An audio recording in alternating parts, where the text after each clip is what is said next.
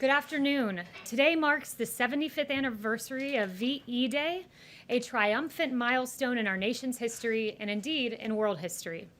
75 years ago today, our brave American forces defeated fascism in Europe, and through the selfless devotion of thousands of patriots, they saved the world. Over 180,000 Americans gave their lives in the European theater during World War II. And I want to take just a moment to honor their service and their sacrifice. Thank you to all of our veterans. You are truly, truly our heroes. Now, as I move to my next subject, I want to begin by saying this. Look, our rank and file men and women at the FBI are heroes in their own right. They protect this country from domestic crime, and we thank them for their service. They work hard, and once again, we owe them a debt of gratitude. But that is separate and apart from what I'm about to address right now. The FBI exists to investigate crimes, but in the case of Lieutenant General Michael Flynn, it appears that they might have existed to manufacture one. As the motion filed by the Department of Justice yesterday explained, the FBI set out to interview General Michael Flynn when they had no predicate for any investigation of any crime. Over the past week, we learned from a handwritten note the true intent behind the FBI's investigation of Lieutenant General Michael Flynn. The very day that then FBI Director Jim Comey sent agents to the White House to interview Flynn, the FBI discussed what their intent was beforehand. This is what they said. What is our goal? Truth, admission, or to get him to lie so we can prosecute him or get him fired? These notes, in addition to other evidence, raise serious questions about the handling of the FBI's handling of Michael Flynn's case. Did the FBI confront Flynn with the intent to get him to lie so that we can prosecute him and fire him? Did the FBI manufacture a crime against Lieutenant General Michael Flynn? Federal investigators appeared to paint a target on the back of General Michael Flynn. Kimberly Strassel of the Wall Street Journal laid out point by point the very concerning aspects of this case, and I'm going to reiterate them as outlined in her column over the weekend. In December 2016, Flynn spoke as the incoming national security advisor to the Russian ambassador. This call, as is customary, was recorded by the United States government. They record calls with foreigners. But in a highly irregular move, the intelligence community under the Obama administration unmasked the identity of Michael Flynn, a United States citizen who is entitled to Fourth Amendment rights and to due process. But Lieutenant General Michael Flynn received none of that. The intelligence community was hunting for evidence against General Flynn, evidence they did not find. We learned from newly released transcripts that in stark contrast to what former DNI James Clapper had been saying publicly, and contrary to what he was saying publicly, here's what he was saying privately with regard to Russian collusion. I never saw any direct empirical evidence that the Trump campaign or someone in it was plotting or conspiring with the Russians to meddle with the election. Sounds awfully different from what he had just said 10 days prior in a public capacity. Having found no evidence of Russian collusion, the FBI came up with a new absurd theory that Flynn might have violated the Logan Act, a statute from 1799 that in its 200 years of existence had never been used to convict an American citizen, but it was resurrected in the case of Lieutenant General Michael Flynn. Michael Flynn didn't violate the Logan Act.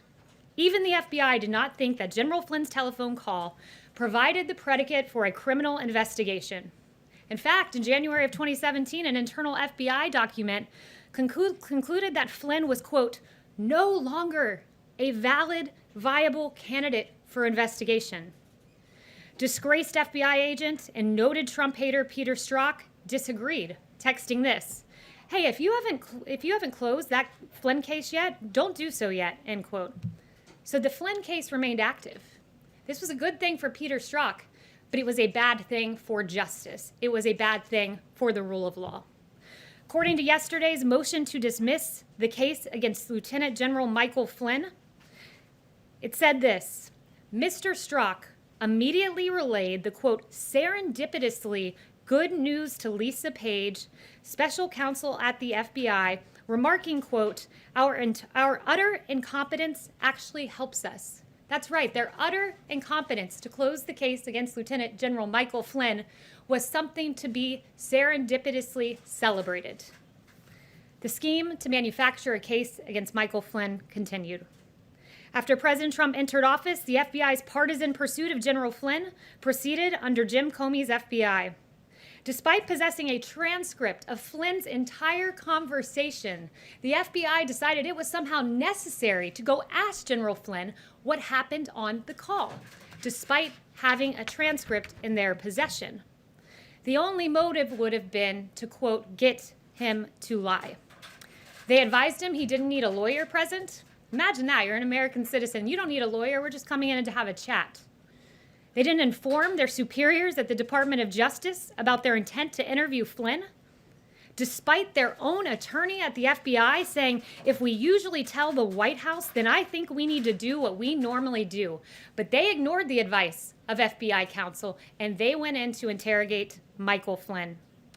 Acting Attorney General Sally Yates, no fan of President Trump, said she was flabbergasted, she was dumbfounded by the decision to not inform DOJ officials who, quote, hit the roof. This is all outlined in a legal document that you can find. Additionally, when the FBI arrived at the White House, they did not even warn lawyerless Flynn about the consequences for providing an inaccurate response. The interrogation of Michael Flynn was not an inquiry. Make no mistake, it was a trap. Even more troubling was the fact that after the interrogation of Flynn, former Deputy Director of the FBI, Andy McCabe, concluded that he, quote, didn't think Flynn was lying. But the case against Flynn continued. We were pleased to learn yesterday that the Justice Department moved to drop the case against General Michael Flynn. Though it took several years, it is encouraging to see that justice finally prevailed. As we move forward as a country, it's important to take these revelations very seriously in order for Americans to have faith in our justice system. If the top leadership of the FBI can target a 3-star general who served this country for 3 decades, make no mistake, they can target you. It's hard to believe that this happened in the United States of America. General Michael Flynn's life was forever changed. He had to sell his home. He faced financial ruin. His family was even threatened with prosecution. But despite all of that, here's what Michael Flynn put out yesterday in his first reaction to the motion to dismiss. If we can play the video, let's go ahead and play it.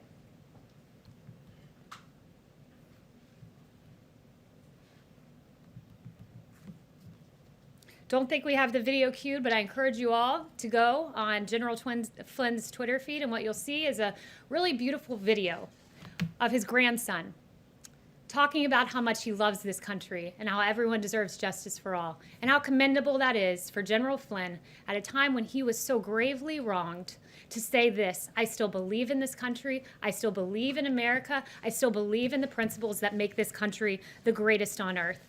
And in the words of renowned political philosopher Baron de Montesquieu, there is no greater tyranny than that which is perpetrated under the shield of law and in the name of justice. I hope the media will take these questions very seriously, will report the facts. There was heavy interest in the first iteration of Flynn News from many years ago that got 4 times the coverage that the exoneration of Michael Flynn got today. That was a report by Media Research Center. So these facts are important, and thank you very much for those who have taken interest in reporting. And with that, I'll take questions. Thank you. Jim, you were so kind on the trip the other day to Honeywell, so you get the first one. Thank you, Kayleigh, and congratulations on becoming press secretary. Thank you. Wanted to ask you, putting aside the situation with Michael Flynn, today the unemployment rate hit the highest point since the Great Depression. What is the president's plan to get this country out of this ditch? Yeah, you know, this president is the jobs president. This president got us to a place where we had the lowest employment rate in the history of this country, historic lows for Black Americans, Hispanic Americans, the disabled, veterans. As the president has noted, and I think this is right, we had to put a stop to the economy. It was a pause. This wasn't some, economic catastrophe that organically happened. It was decided upon by the President of the United States to stop the United States economy because we had to save 2.2 million lives, perhaps more, somewhere in that range, because American lives, that's what mattered most. And so this president, when faced with this very tough decision to put a pause on the hottest economy in modern history, said American lives matter most. And that's what he did. And I can tell you this, the president that got us to the hottest economy in modern history, he's done it once, and he can do it again. What's the plan now? We're going to work with Congress. We're going to come up with hopefully a phase 4. We encourage the House to maybe reconvene soon. It'd be helpful if Nancy Pelosi was here. But thus far, what we've done is the PPP, of course, Paycheck Protection Program, that has really kept a lot of employees on the payroll. 60 million employees, roughly half of the workforce in the private sector in this country, have been kept on payroll thanks to that measure. But going forward, principles like deregulation, principles like lowering taxes. The president has mentioned a payroll tax pause, which would be a great thing for the American people. There are a lot of proposals being entertained. I don't want to get ahead of the president, but I can tell you. Isn't there a problem, though? The president wants people to get back to work. He wants these governors to reopen their states. But if Americans aren't comfortable going to restaurants, and movie theaters, or the beach, or whatever, how do you get this economy moving again? What's the plan? I can tell you there's a lot of pent-up demand in this country. There's a lot of people who do want to go out to restaurants, who do want to go out to movies, who do want to go back to their jobs. We see it and we hear about it every day. I don't think that that's a problem. I think people can trust that we have a president who wants to reopen and reopen safely. These are data-driven guidelines to reopening. The president has those in place, so there's no reason to be concerned because we have a president who always looks at the data, as Dr. Fauci and Dr. Birx have repeatedly noted. See? Kayleigh, there was a second confirmed case of COVID-19 here at the White House today, apparently a member of the vice president's staff. That's 2 in 2 days in a building where people are being tested now, including the president and the vice president. Every day they've had their temperature checked for months here. Why should the average American whose workplace doesn't have access to these rapid tests feel comfortable going to work if the White House isn't even safe for people?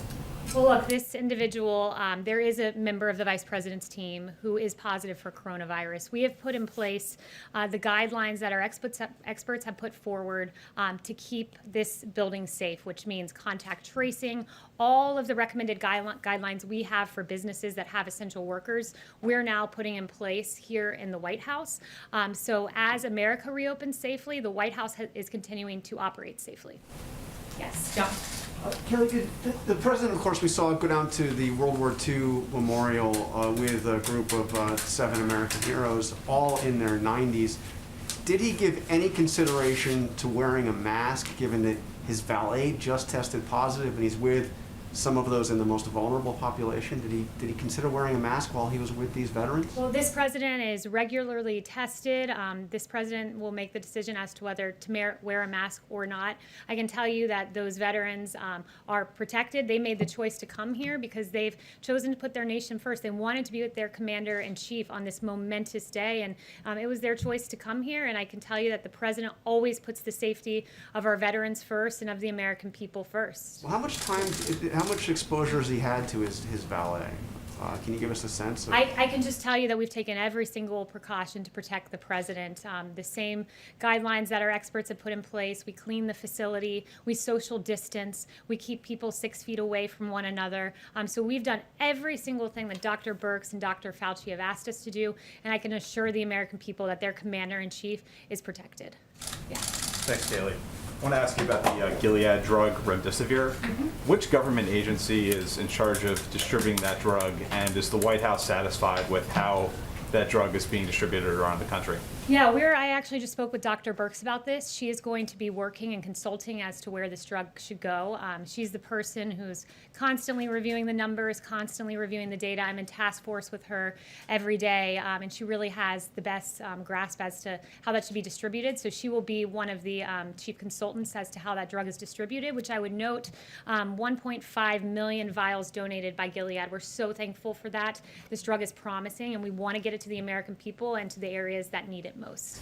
Yamiche? Hi, thanks so much and congratulations on the new gig. It's my Thank first you. time seeing you at the podium. And I have 2 quick questions. The first one's about what's the possibility of the federal government getting involved in the Ahmaud Arbery case, given that Georgia doesn't have any hate crime laws? If it's proven that these men chased and killed Ahmaud Arbery because he was an African American and they racially profiled him, would the Justice Department consider getting involved?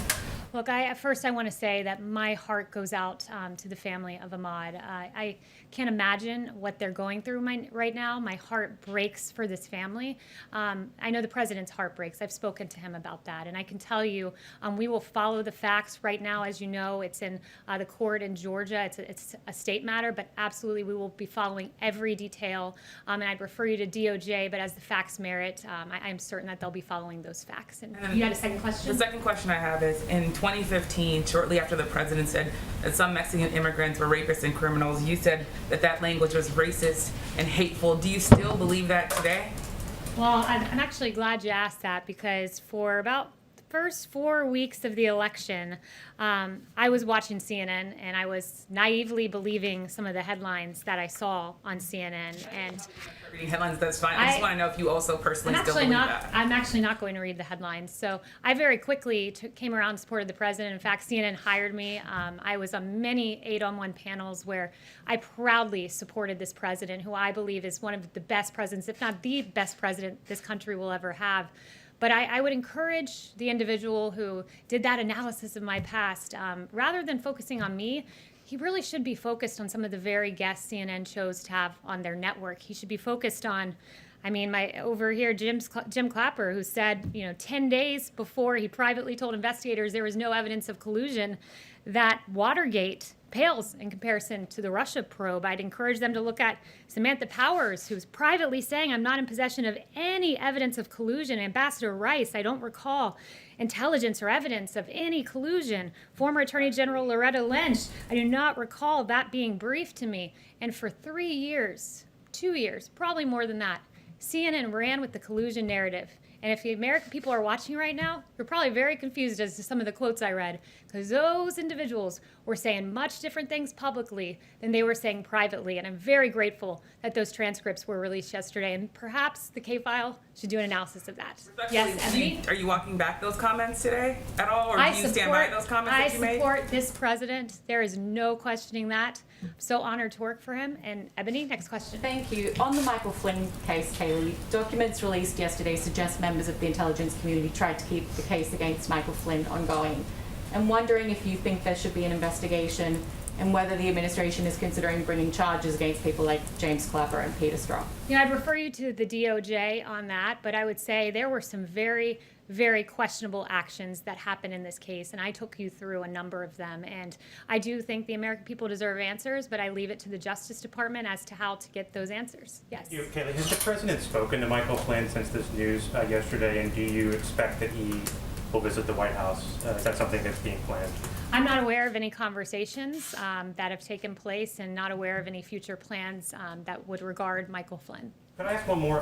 Larry Kudlow said today that negotiations on the next stimulus are at a lull right now. Given where the numbers are in unemployment, from your perspective, from the White House perspective, why is it at a lull right now? Well, look, I think Nancy Pelosi should explore coming back and having the House come back and having those discussions. We know the Senate is here. I think it's important for us to move and look at a phase 4. The president thinks so too. So those negotiations will happen, but a big part of that is, we need the House. We need Nancy Pelosi to come back from California and get to Washington, D.C. and to work for the American people. Yeah. Thank you, and congratulations on your new role. Thank you very much. Yeah. Following up on Jim's questions about getting the economy started again, does the president see the CDC guidelines as an obstacle to getting the country back up and running again? And if it does not see the CDC guidelines as an obstacle, why not release those guidelines to the public and also follow them as we move forward? So I assume you're talking about the guidelines that were widely reported about yesterday about daycares. Yes. Yes. So I would ask you, what's the definition of CDC guidelines? Is it something that the CDC director has actually seen? I would endeavor to say yes. Is it something that a rogue CDC employee leaks to you guys? No, those aren't CDC guidelines. Those are guidelines in draft form that a rogue employee has given you for whatever personal reason they've decided to do that. Those guidelines are in the editing process. We want the American people to get as much information as they can possibly have at this time. That's why we have the phased reopening guidelines guidelines, the data-driven guidelines. Those CDC guidelines are going through an editing process, and when we have those, you guys will be the first to know. Are we on time, Melissa? We are. I said wrap. Okay, what's our exact? 2 to 1. 2 minutes to 1. Oh, 2 minutes to 1. I'm sorry to cut this short, but as you know, you guys were supposed to be 3 minutes ago with the President of the United States. So I will leave you guys with that. I hope you have a wonderful Why did you weekend. spend the first part of this And briefing thanks so talking much, about everyone. Mike Flynn when both the Justice president and matters. vice president